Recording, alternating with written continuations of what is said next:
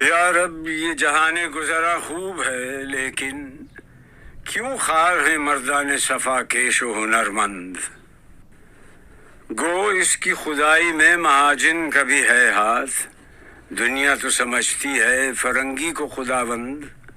تو برگ گیا ہے ندہی اہل خرد را، او کشت گل و لالہ ببخشن بخر چند۔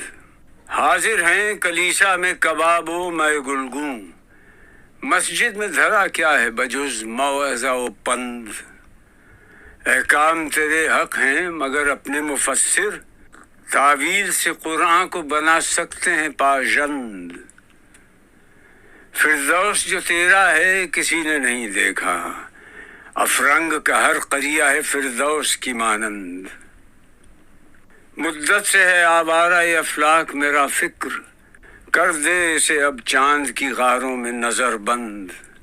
فطرت نے مجھے بخشے ہیں جوہر ملکوتی، خاکی ہوں مگر خاک سے رکھتا نہیں پیوند۔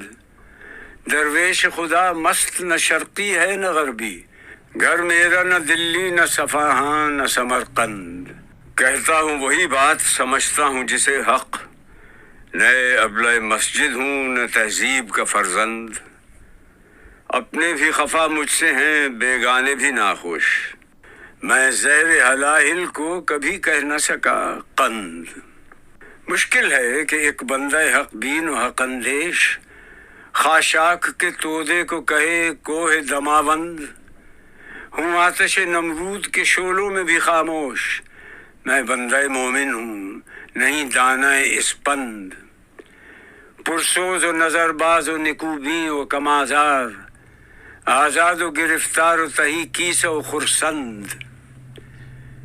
ہر حال میں میرا دل بے قید ہے خرم، کیا چھینے گا غنچے سے کوئی ذوق شکر خند۔ چپ رہ نہ سکا حضرت یزداں میں بھی اقبال، کرتا کوئی اس بندہ گستاخ کا منہ